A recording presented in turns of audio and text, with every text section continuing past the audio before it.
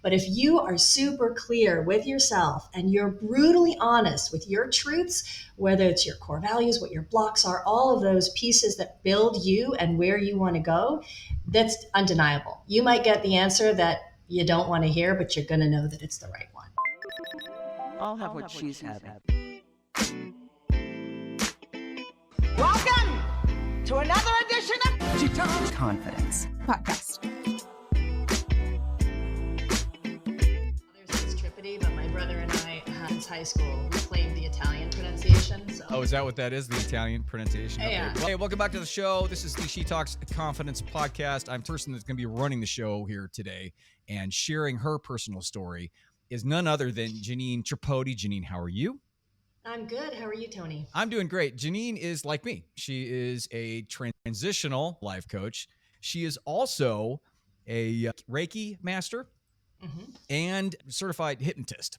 So there's a lot happening there.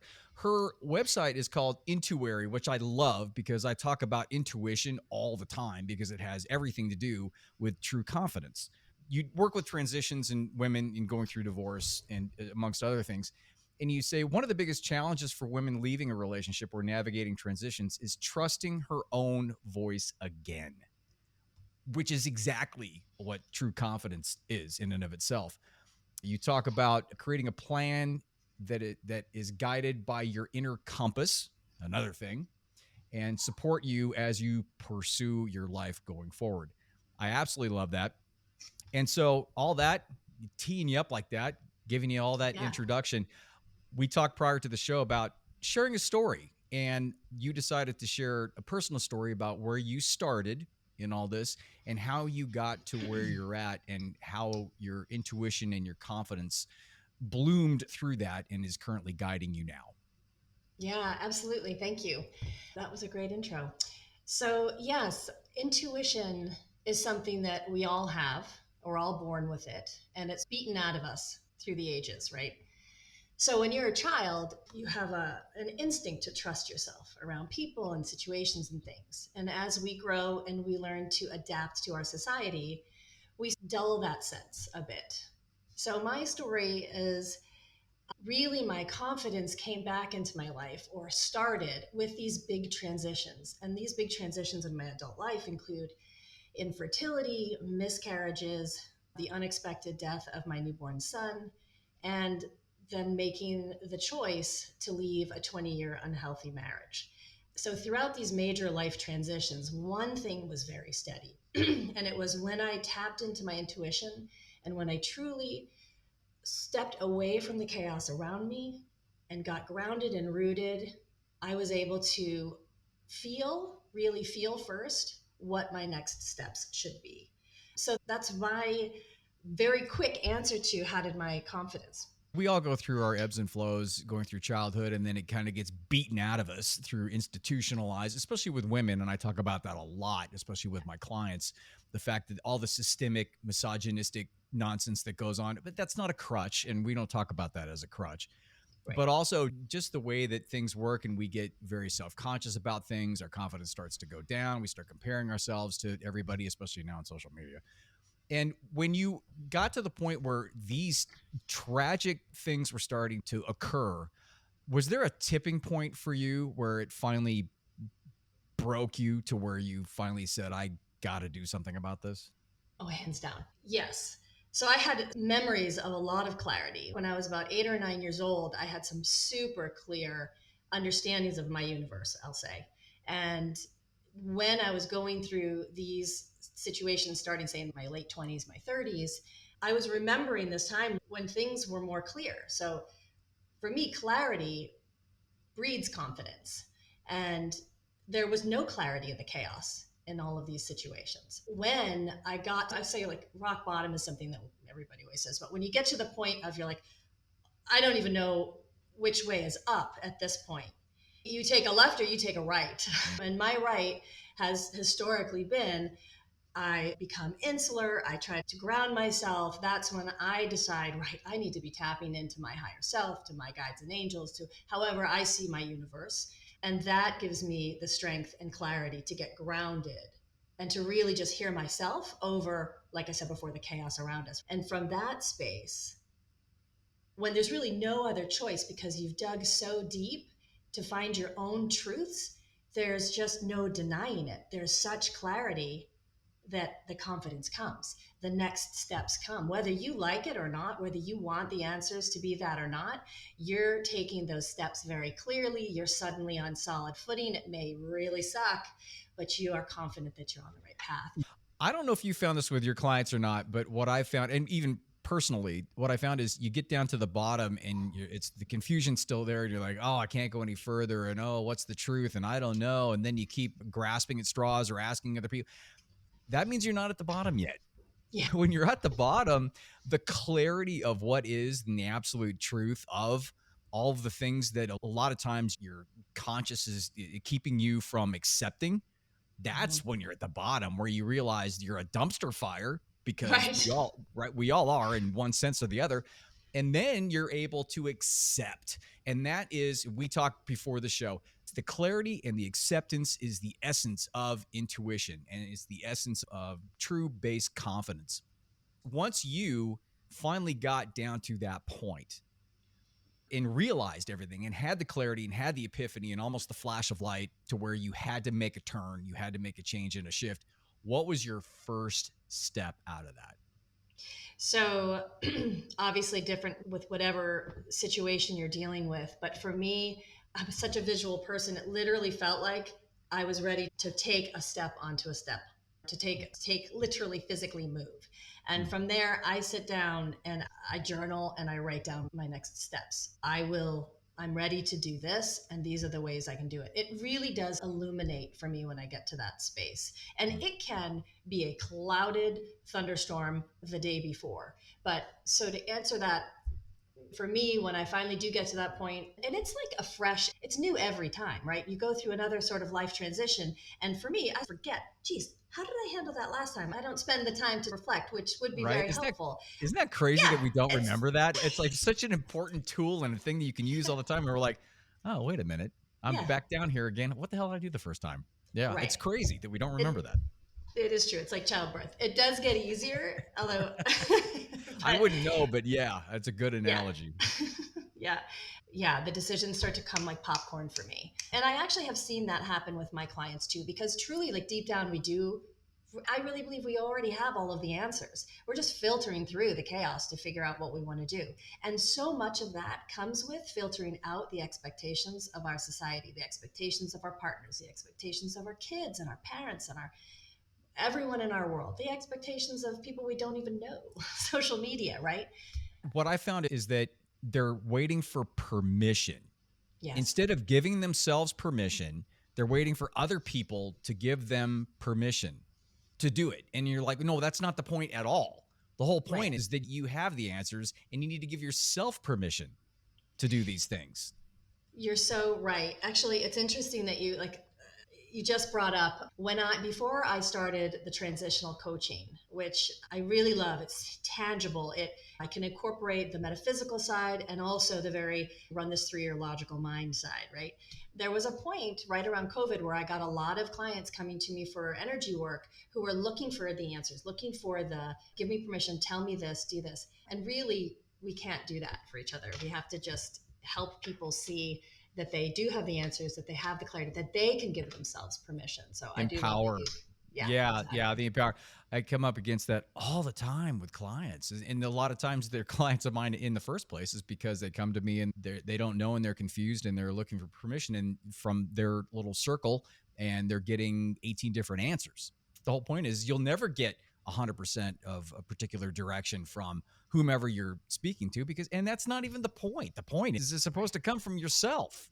The part that really excites me about what you're saying there is you're going to get whatever answers you're looking for outside yourself. So if you're wanting to take a left, you're going to talk to people that are going to support that direction. But if you are super clear with yourself and you're brutally honest with your truths, whether it's your core values, what your blocks are, all of those pieces that build you and where you want to go, that's undeniable. You might get the answer that you don't want to hear, but you're going to know that it's the right one. That's the entire point. The point is that when you do ask people, a lot of times it's front loaded and you're asking them to just validate a direction that you think that you want to go, or it seems like that's where the flow is. But the problem is you're trying to break that flow, because that flow is that negative pattern, or that pattern that's not working for you. And then to break out of that, maybe it's the hard decision. Maybe it's the difficult, the time consuming, the, oh no, I got to go back to school, or, oh no, I have to break up, or, oh no, I got to change my job. And that's a come to Jesus moment that a lot of people don't like. Yeah. And that's the hard part. In the context of you and your particular search and going through the things that you went through, when you finally did make that transition and finally got the truth and finally decided to listen to that inner voice and that intuition, have that guide you, how did that transform you in terms of empowering you moving forward? So two of the most major incidents, and I like to apply things specifically so I can give you the real root and heart of the answer. And that would be deciding to leave my marriage. I have 4 children, living children, and it's a very difficult decision. But also when my infant son was born and dying. Mm-hmm. And so that I think I'll talk about, because it's probably going to shed some light on how, when you really do find clarity in the moment, you can make some really hard decisions. So my husband and I at the time, we had to actually decide. There was a moment where we had to make the decision to agree that the nurses would stop resuscitation with our son. And we had all the facts. So when I say clarity breeds confidence, I had clarity on what the facts were. He was not going to survive. So that kind of clarity was not the kind of clarity that bred any kind of confidence in making that decision. When I went inside, even being present with, this was a really difficult time with my ex-husband and I, where we had very different perspectives and experiences. Thank goodness we came to the decision together. Mine was rooted in understanding how I understood the world and how I was settled and confident in connecting with the energy.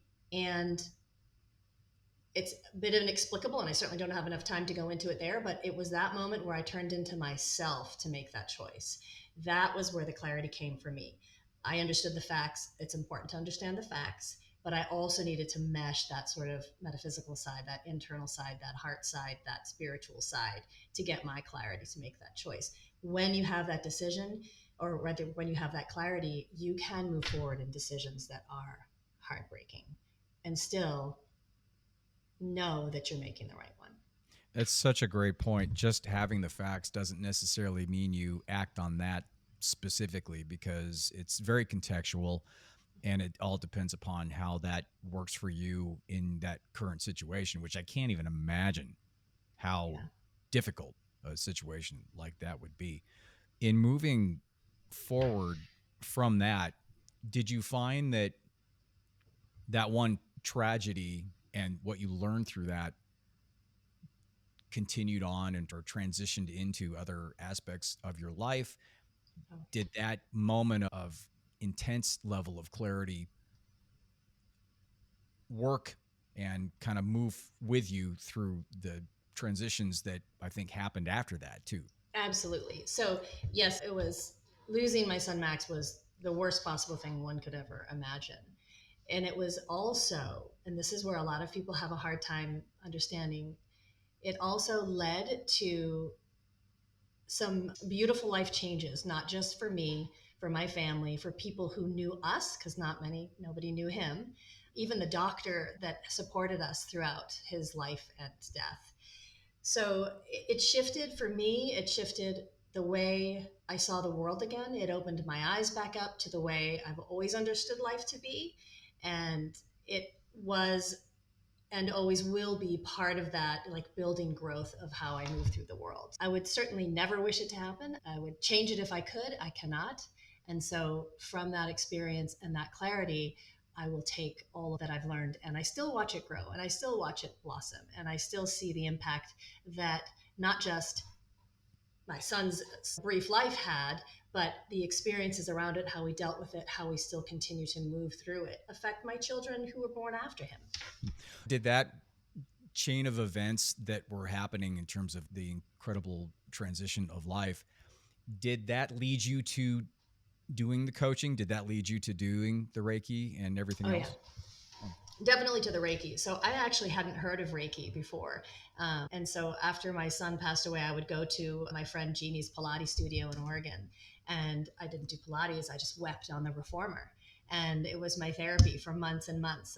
And she gave me the card of a woman and said, I think you should try this. She tried to explain it to me. I couldn't even hear, everything was dark. And I sat on this woman's massage table. I had no idea what she did. I left feeling just a little bit better every time. It was almost like, I describe it as my heart kind of cracked open again. This dark hole had a crack and the light was seeping in. And so that was the beginning of my introduction to Reiki. I was there every week for the first year. And then you went into training yourself and becoming a Absolutely. Reiki master. I like Reiki because it deals with frequency and Yeah. energy. My background is in my consciousness studies in my PhD was a lot of Eastern philosophies and then quantum mechanics and quantum physics from the energy aspect of it, because it's all interrelated. That's what I love about that. When a client comes to you and you have a toolbox full of stuff, and there's an issue in terms of confidence or intuition, what's the first thing you do to get them on track? The first thing I like to do is to talk about the chaos in life, and to get to this place of acceptance in the chaos. That there's chaos, there's always going to be chaos, and it's not about trying to find a life that is void of conflict. It's about living in the chaos and choosing joy. And then we work on intuition, because I feel like that is such a grounding place to remind people, this is what this is. You have this tool, everybody does. It's like it's a natural born gift. You just may not have unwrapped it. And we talk about the difference between fear and intuition. A lot of people get those two things confused. They think that they're having a bad feeling, and so therefore it must be coming true, or this must be their intuition. It's not about premonitions. It's not about ghost stories. It's about trusting yourself and knowing that we have this vibration in the universe, as you said, the frequency, that we're all connected. Is that the one biggest misnomer that your clients come in with you on, the fact that they feel as though every feeling that they have is the intuition talking? I get a lot from my clients that say, but I was scared to do this and I was just listening to my gut. But that's not your gut. That's your ego. That's what I call it, right? Yep. That's your ego. It's the pre-programming. That's the negative programs, the stuff you're trying to bust out of, the thing that's trying to keep you in that small bubble instead of branching out and expanding. Is that the biggest thing that you found in terms of the biggest hindrance at the very beginning? Absolutely. And it's so easy to use that as the rationale, just as it is easy to find people who are going to support the turn left when you're wanting to really go right. It's very easy to say that. And it's also, like I said, it's beaten out of us. So we try to identify what is that gut feeling. And we are, throughout our lives, able to recognize the gut feeling as fear. And that's helpful and useful. But intuition is different than that. Sadly, nobody teaches that. That should be Right. a class in elementary school and junior high school and high school. It would shift so many people. Some people aren't. It's like the teachers shows up when the student's ready. Some people are just not ready throughout their whole lives, but there are some people that would be ready for that, and that would be an incredible exercise to go through and an empowering exercise to go through. And kids would pick it up. And that's the other thing too, because the kids pick up stuff so much easier than I wished I learned like 5 different languages when I was a kid, because I know I'd be able to rattle them off. Now I don't even know English now. It would be so much easier to be able to do that. I want to ask you, because I was going to ask you at the very beginning, but now that we've discovered your origin story and kind of where you're at now and how you transitioned there, how would you define confidence? I'm going to make it so simple and say inner clarity. So for me, inner clarity, inner being, my inner being. Clarity is confidence. Do you feel as though everybody is born or has the ability to have that? 100%. It's our natural born state. Surprisingly, a lot of people come in and they just say, oh, I don't have it, or I never had it, or I had it and it's gone. I said, no, it's not gone. It's like people thinking that they're broken. You're not broken. Right. You're just thinking wrong. You're just on the wrong track. You're whole and complete. It's not about being broken. It's not about not having confidence. You have it. It's just buried and you're not able to summon it. And that's why we do what we do, is to help them break out of that, but not give them, it's hard because when I was doing traditional therapy, we really can't give directive at all. And that's the one thing I hated about it. And the reason why I didn't continue further on in that path. and got in and just started coaching, because the coaching, I like the advocacy part about it. And especially with you and doing intuition and Reiki and hypnotherapy, that's all total. It's not full directive, but it's giving them the tools. But not only that, it's also traveling with them along the path. I love that part about it. Yes, I do too. I really do too. And it's also very organic. So it's what comes Yeah. up in the session. It's watching the client respond and feeling and using my intuition with how to respond and encourage and sit back and let them. So you have your book, and also I see that you have some virtual group coaching. The book is called When Shit Goes Sideways. It's 7 Secrets to Survive Life Change and Loss, Soul-Centered Navigation for Life. And it really is broken down in these seven steps. These are the 7 steps that I use to get through life change and loss. And it's the basis of what I teach and how I coach. So when I do workshops, we have this framework. And then when I work with clients, there's an underlying framework of helping people pass through these, whatever they need, right? And it's really accepting that the chaos is real, finding your universe, however you choose that to be, having the faith in yourself to define your own universe and your beliefs, whether it's religion or spirituality or faith in nature, or however that is and however that works for you. Honing in your intuition and defining the stories and understanding the stories that we tell ourselves and what those mean about our core beliefs and how we can shift those. A lot of people don't realize that they can shift them. It's very clear to you and I, but we can retell our stories. And it's amazing too, how the stories that we tell really sort of replicate in our lives. So I talk a lot about that. It's a lot of personal stories. I talk about gathering your tools, those people who are supporting you, what really lifts you up. So you have that understanding when you need it, you can go into that and grab those. And then ultimately choosing joy, like understanding that this chaos is real and you're gonna still be able to choose joy and navigate life from a place of groundedness. So that is essentially the book. It's full of a lot of personal stories. It's almost like a conversation with me. So a lot of people say it's just like talking to you. That's nice. That makes it easy. It makes it easy to read and relate to, though. That's great.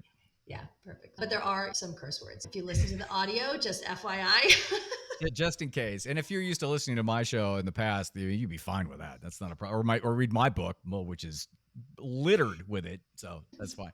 And you also have a couple workshops that you do. The workshop that's coming up is really how to survive general life change and loss, not just divorce. Going forward, I'm going to be focusing a lot on leaving relationships, because I believe that the decisions that it takes to and the experiences that we have leading up to the decision to end a marriage or to end a relationship or leave a relationship or to be on the other side of that and be left, that all really lends to women losing their confidence in themselves and their voice and what their reality even is. So we do have another workshop that's coming up July 5th, and it is 7 weeks, and it's about supporting life change and loss. And so we're going to get really clear on all the things I've really just talked about, as far as identifying where people are, what tools they can use, how we can shift stories, blocks that we can break through. There'll be one-on-one coaching in the group session. It's a small group. It's on Zoom. And then there'll also be lots of homework and fun stuff to do. So it's interactive, and it's also open Q&A style. It's very easy and comfortable. Yes, I love that. Now, I'm going to post all that stuff in the show notes, but can you let them know where to go and if you have any freebies to offer? Yeah, absolutely. So you can find me at Intueri, and Intueri is the root word of intuition. It's INTUERI. You can also find me at Janine Tripodi on Instagram and also on Facebook.